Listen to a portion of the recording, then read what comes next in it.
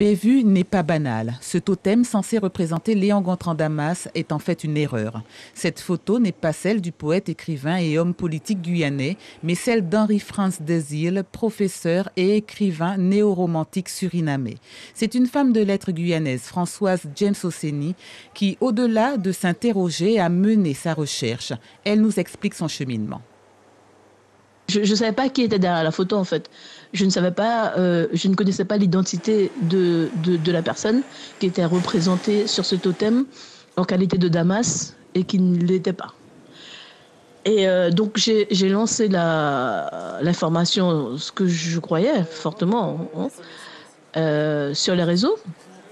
Et quelqu'un de la collectivité majeure m'a appelé pour me dire que je m'étais trompée et que c'était Damas. Et la personne m'a envoyé la photo sur laquelle ils se sont basés pour faire le totem. Et effectivement, parmi les photos de Damas, cette photo-là existe. Sauf que quand on connaît Damas, on sait que c'est pas Damas. Je ne pouvais pas laisser passer une telle inculture. Et surtout, le totem est dans un lycée. C'est ça le pire, dans un lycée. Donc, qu'est-ce qu'on apprend à nos enfants? Quelle force on met dans la culture qu'on veut transmettre, dans l'enseignement qu'on veut transmettre, dans l'éducation qu'on veut transmettre? L'installation du totem date de février dernier, commandée par l'établissement financé par la CTG. Tous deux se rejettent aujourd'hui. La responsabilité et le concepteur restent injoignables. Cette révélation suscite désormais l'intérêt. Les élèves, comme beaucoup d'autres personnes dont l'association des amis de Léon Gontran Damas, ne s'étaient aperçus de rien, mais souhaitent maintenant voir corriger la méprise.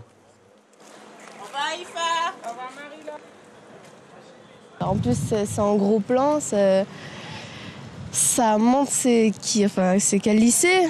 Donc, c'est quand même une grosse erreur parce que il y a son nom, mais il n'y a pas sa tête. Je pense qu'on devrait la changer à présent qu'on a remarqué l'erreur. Parce que c'est quand même, le lycée s'appelle quand même Léon Gontran Damas et il faudrait vraiment mettre le portrait de Léon Gontran Damas.